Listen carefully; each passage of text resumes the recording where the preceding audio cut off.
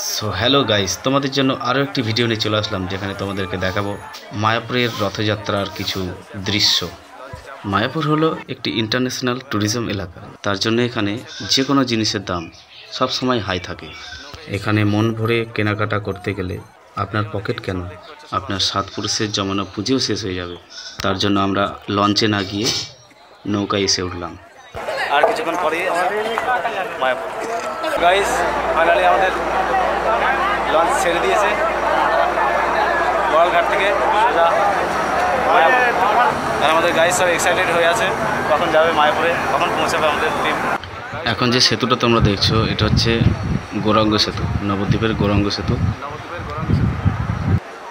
Guys ভিউটা তোমরা দেখো কত সুন্দর, গৌরাঙ্গ সেতু, এদিকে বড়ালঘাট। তো গাইস ফাইনালি আমরা আমাদের গন্তব্যস্থলে পৌঁছে গেছি। তোমরা দেখতে পাচ্ছ এখন গাড়ি এখন নামছে, আমরা পরেই নামবো।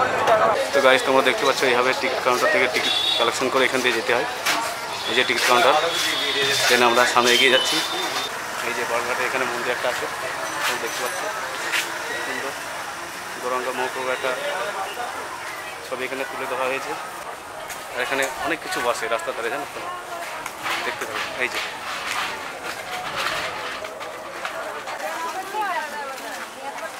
তো আমরা এখন কিছু কেনাকাটা করছি না, সোজা এখন যাচ্ছি আমরা মায়াপুরে। মায়াপুরের মেন রাস্তায় চলে এসেছি, মেন রাস্তায় যাচ্ছি আমরা।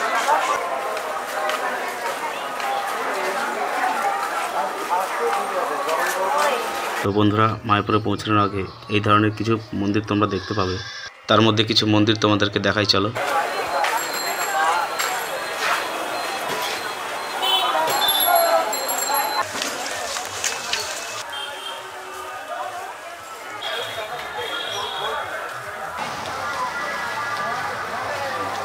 তো মায়াপুর পৌঁছানোর আগে আমরা দেখতে পারলাম একটি ছোট্ট রথ। এই যে রথটি তোমরা দেখছো,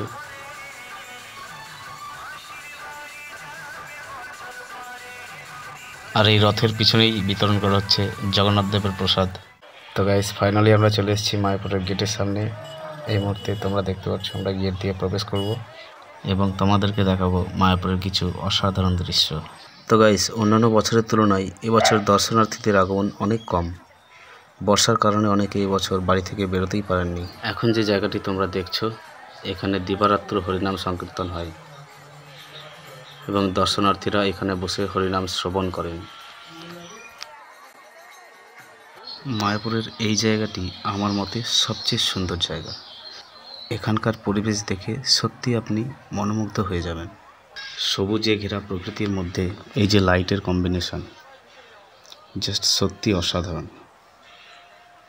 তো বন্ধুরা, অনেকক্ষণ হাঁটাহাঁটির পর তোমরা দেখতে পাচ্ছ একটি অসাধারণ জায়গায় চলে আসলাম, যেখানে সাধারণ মানুষরা একসঙ্গে কত সুন্দর হরিনাম সংকীর্তন করছেন।